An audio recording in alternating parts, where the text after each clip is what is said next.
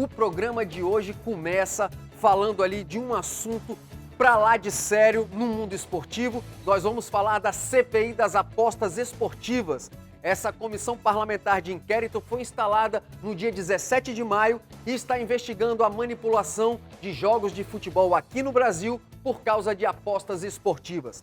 As investigações começaram no final do ano passado, depois que o volante Romário, do Vila Nova, lá de Goiás, aceitou uma oferta de R$150 mil para cometer um pênalti no jogo contra o Sport pelo Campeonato Brasileiro da Série B.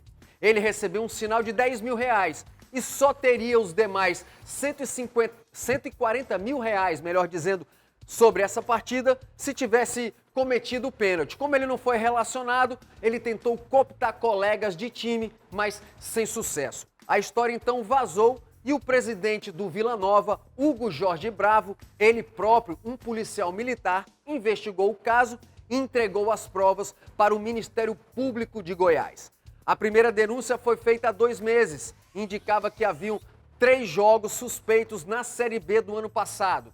Mas havia suspeita de que muitos jogos em várias competições, o que faria aí, meu amigo, a operação se tornar nacional. E foi o que aconteceu. Agora as suspeitas chegaram à Série A do Campeonato Brasileiro. E para você que está em casa entender, meu amigo, o que aconteceu nesse imbróglio todo, lá em Brasília, o Congresso Nacional abriu uma comissão parlamentar de inquérito que vai investigar justamente as apostas esportivas que estavam ali, naquele limbo obscuro do futebol brasileiro. E quem está lá nessa comissão parlamentar de inquérito é o deputado federal aqui do estado do Ceará, do PDT, André Figueiredo.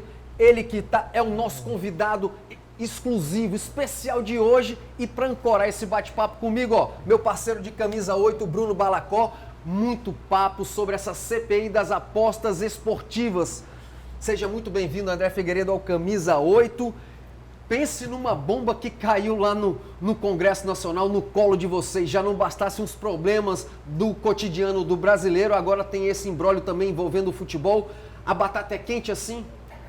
Bem, quero, antes de mais nada, dizer muito obrigado por ter convidado aqui, Luiz Henrique, Bruno.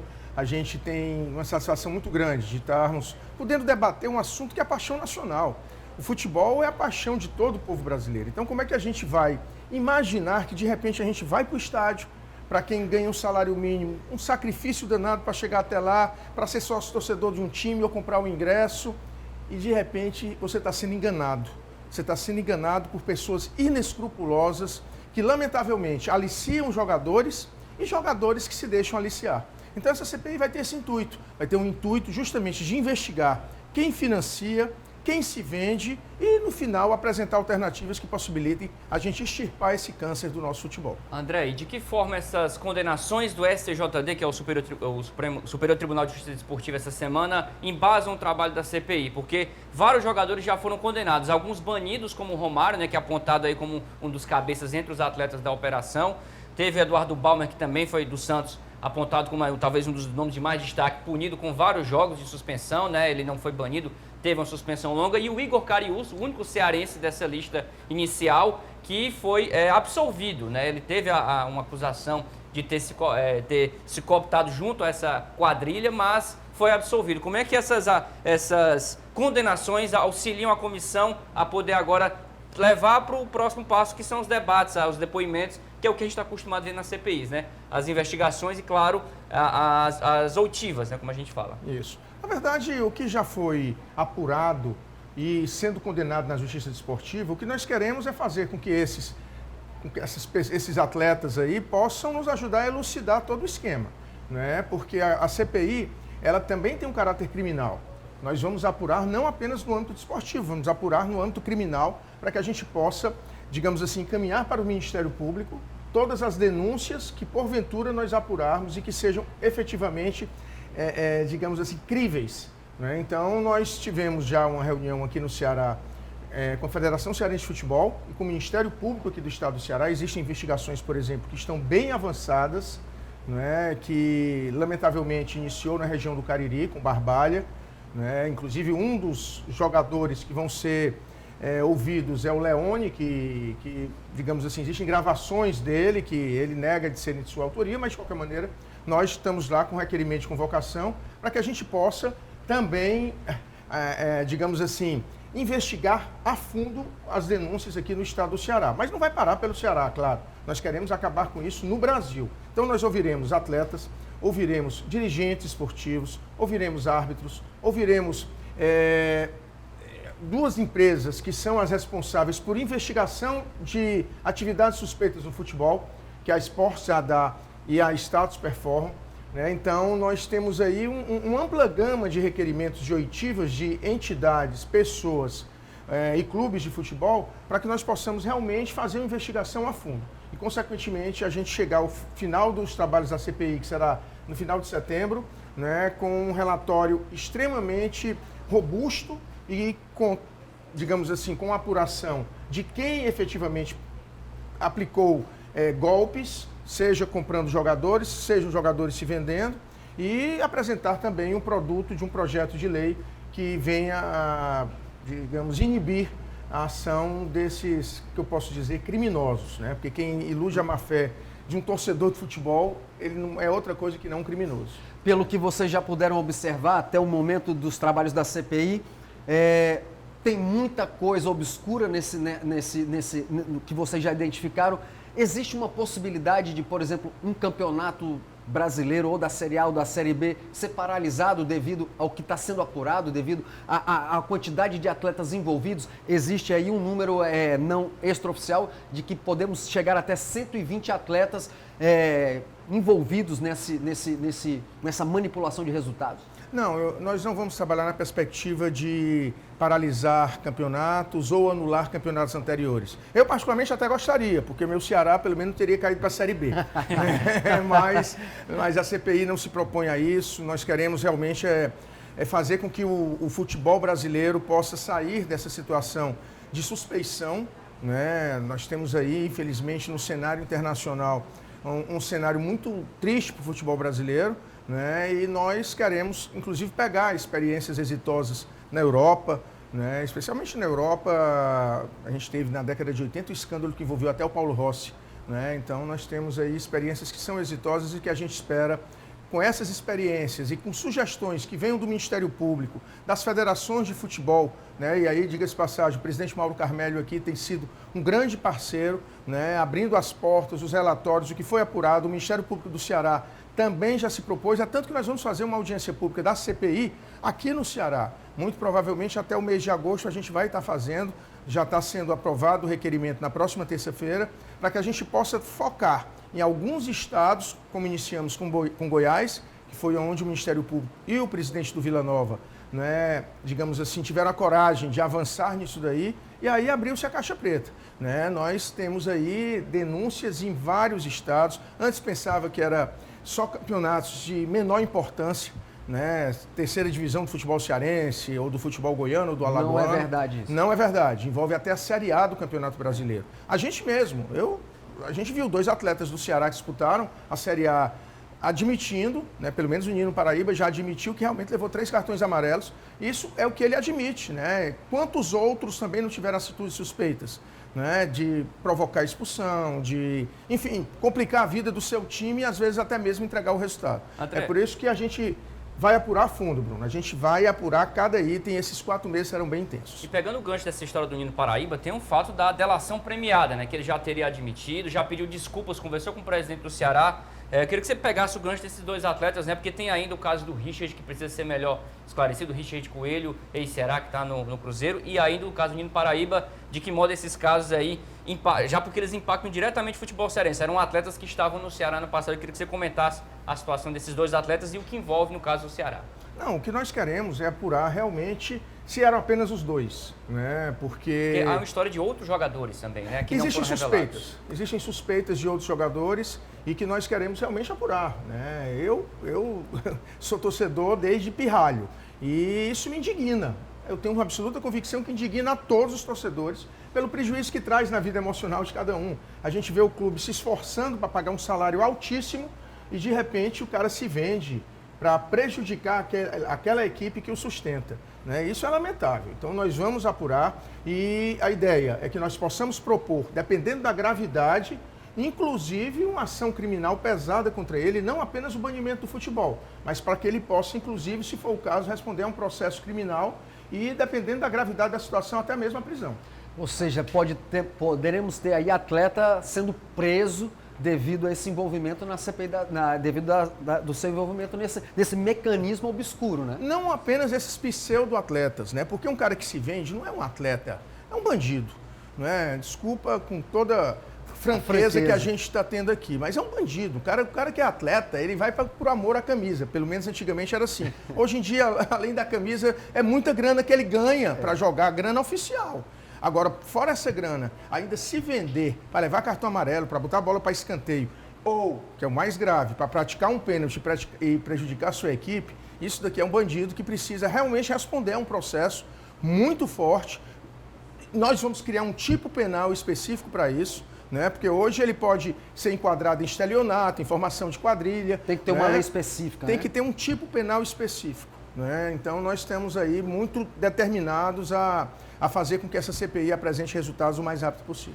Esse pessoal, agora na prática, o pessoal da CPI, quanto tempo vai levar essas investigações? Qual é o prazo que vocês têm para formalizar, para chegar a uma conclusão precisa e dar nome aos bois, botar os pingos nos is? 4 meses. A CPI vai até o final de setembro, então nós temos aí 4 meses de sessões contínuas. E é tempo suficiente? Eu creio que dá para a gente apurar muita coisa, né? Porque o Ministério Público de alguns estados, como é o caso de Goiás, como é o caso do Ceará, em outros estados também, já tem investigações bastante avançadas e que nós vamos tomar isso como alicerce para que a gente possa acelerar nossos trabalhos. Então, os indícios já são muito fortes, existem apurações aí, inclusive de casas de apostas clandestinas, né, que são muito fortes os indícios do envolvimento direto delas. Então, o que é que nós vamos pegar? De repente, depois dos 35 minutos do segundo tempo, né, a gente vai fazer esse balizamento, de repente uma aposta bomba. É uma atividade suspeita. Só que as casas de aposta não estão disponibilizando esses dados para o Ministério Público.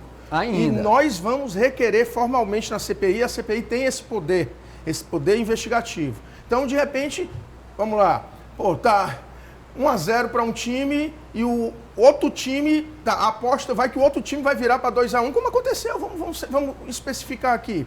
Guarani de Juazeiro e Caucaia. Foram aqui no Campeonato Cearense, é um lance bizarro. Durante 4 oportunidades, o Guarani de Juazeiro deu a bola para o Caucaia fazer o gol, os caras perdiam. Isso só foi realizado no 4º ato.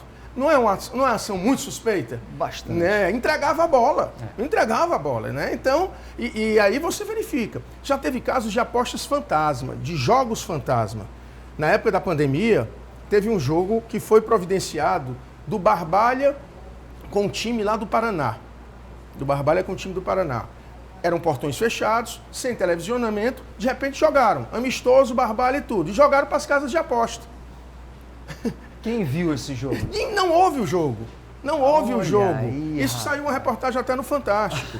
Né? Então, jogo fantasma. Jogo fantasma. O negócio tá sério. Não, as quadrilhas, não é uma quadrilha apenas, as quadrilhas, então, elas pelo são que o senhor está bem dizendo, elaboradas. aquele principal cabeça que está preso, Bruno, ele pode ser não o único cabeça desse esquema todinho. Não, com Se certeza apertar, existem vai sair cabeças muita regionais. coisa, né? Existem cabeças regionais. Rapaz. Aqui no Ceará existem não apenas núcleo uma. Ceará, tem um núcleo núcleo Goiás. Exatamente. Está espalhado. Agora, pegando esse gancho das casas de apostas, é importante dizer que, além do trabalho da CPI, tem outra discussão importante para o Congresso esse ano, que é a regulação das apostas esportivas, desses bets. Exatamente. Porque eu acho que é outro debate importante que tem que ser feito, porque nesse momento eles são vítimas, né? Nesse momento da investigação, mas, como você falou, existem várias casas de apostas clandestinas, não essas, digamos, mais profissionais, mas esse debate também tem que ser feito e está no âmbito da CPI. Regular as apostas esportivas, porque esse mercado explodiu de uma forma incrível nos últimos anos, né? Eu tenho conversado muito com o relator da CPI, que é o deputado Felipe Carreiras. Inclusive, a gente propôs essa CPI em conjunto. Né? Em tese, eu seria o presidente da CPI, mas no acordo com o PP, que é o partido do presidente da Câmara, nós indicamos o deputado Júlio Arcoverde, eu fiquei na primeira vice. Mas estamos trabalhando, juntamente com o deputado Felipe Carreiras, para que a gente também tenha como produto dessa CPI, mas não apenas até o final da CPI, que vai ter esse projeto de lei, mas com certeza nós teremos uma lei para regulamentar as atividades das das apostas online, porque isso, inclusive, é uma fonte de arrecadação muito grande. Hoje, as bets são o maior patrocinador do futebol brasileiro. E o Estado não arrecada nada com isso, nada. Então, nós temos que regulamentar, nós temos que definir uma política de compliance, uma política digamos assim, para quem não sabe o que é compliance, mas é uma política de seriedade nos negócios, né, de autoverificação dos negócios, para que a gente não se depare, por exemplo, com alguns dos funcionários dessas casas de aposta envolvidos em qualquer tipo de maracutaia. Né? Então, tem que determinar que essas casas de aposta sejam regulamentadas, que elas tenham operação no Brasil com auditorias permanentes e que disponibilizem sempre os dados de, digamos assim, movimentações suspeitas. Movimentações suspeitas. É inadmissível que você, de repente, tenha uma aposta significativa de um cara que vai bater o tiro de meta e joga a bola para escanteio. Né? Então, isso aí é inadmissível. Bizarro, fora, né? Um time que, de repente, não tem uma qualificação tão pior do que a outra e resolve perder de 9-0. Né? Como foi o caso aqui do Crato. Né? Então, nós temos aí suspeitas muito fortes e que, certamente, nós vamos apurar. E eu, como sou do Estado do Ceará, em conjunto com a Federação, com os clubes e com o Ministério Público, nós vamos apurar com muita firmeza o que aconteceu também no futebol cearense. Nós estamos falando agora de pessoas, de jogadores, de dirigentes, enfim, de pessoas soltas. Existe a possibilidade, será que já pintou alguma coisa, de participação de algum clube efetivamente? Não. Nós temos o seguinte, o que é que nós identificamos? Existem clubes que estão sendo, digamos, alugados para empresários. Então eu vou lá, Luiz Henrique, você é o presidente de um clube da ª divisão do futebol paraibano.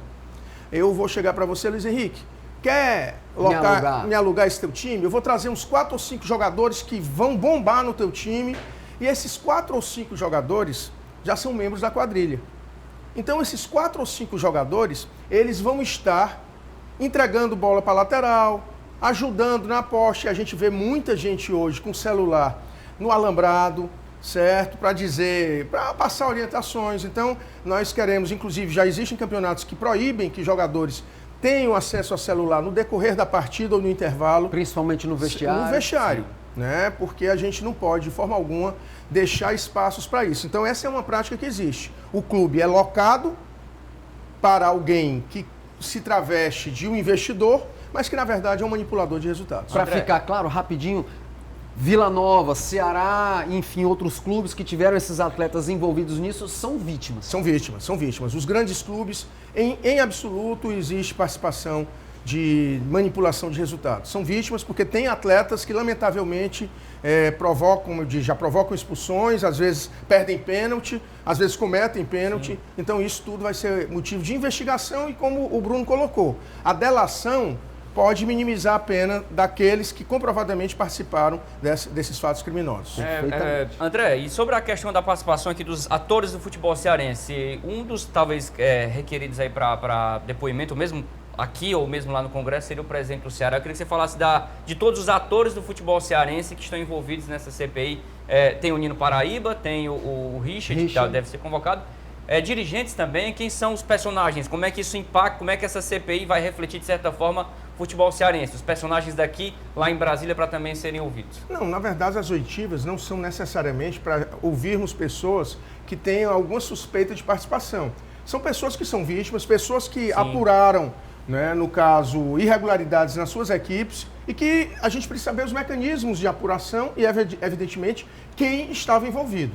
Então, as oitivas de alguns dirigentes vêm nesse sentido, como foi o caso do presidente do Vila Nova, que foi o primeiro a ser ouvido na última terça-feira, junto com o representante do Ministério Público de Goiás, e que foi, digamos assim, uma audiência muito proveitosa, porque realmente ele, como policial militar que ele conseguiu fazer uma apuração que foi extremamente benéfica para o futebol brasileiro. Foi de lá que começou essa apuração generalizada e que a gente viu escândalos no Fantástico, escândalos nos programas esportivos nacionais, né, de todas as emissoras, que são extremamente importantes para que a gente possa elucidar. Né? Não esqueço de um jogo aí, Operário do Mato Grosso do Sul contra o Sport pela Série B do ano passado, né, que as gravações mostravam que o cara tentou de todo jeito ser expulso. E não conseguiu. E só foi ser expulso no final da partida e já não valia ali para a era aposta. outro, Luiz Henrique, era outro. Era o outro? cara tentou de todo jeito ser expulso, mas dava pancada. E o árbitro chegou no final e disse, rapaz, esse cara tá querendo ser expulso.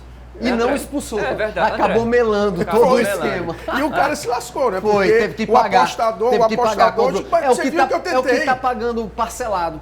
Ah, é verdade. André, a agenda da CPI, pra gente encerrar aqui rapidinho.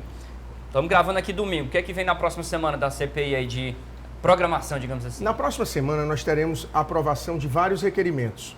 Né? Nós temos aí, como eu disse, tem os requerimentos que eu apresentei, inclusive com a Associação Brasileira de Investigação de Manipulação de Resultados, que é uma ação, é uma entidade extremamente séria, né, que vai ser importante ser ouvido, mas não será agora, apenas os nossos requerimentos serão apresentados.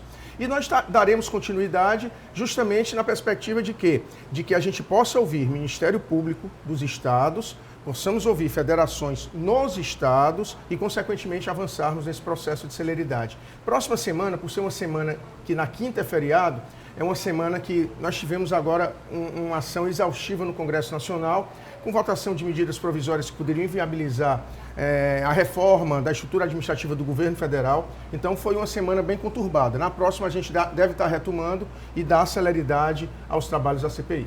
Eita, rapaz, você já viu aí em casa, né, meu amigo? Vai bombar aí a CPI das apostas esportivas durante os próximos meses aqui no Camisa 8 em toda a mídia nacional. Deputado, quero agradecer demais a sua presença aqui, as portas estão abertas. Vou lhe convocar novamente, porque esse tema certamente vai ser abordado aí em vários programas esportivos, né, Balacó? Sem dúvida. Certamente vai estar na pauta de muita gente. Obrigado e sucesso, que o senhor tenha a serenidade para ajudar aí o futebol brasileiro a sair desse abismo obscuro que está aparecendo aí. Balacó, obrigado também aí por participar, brilhantar esse papo.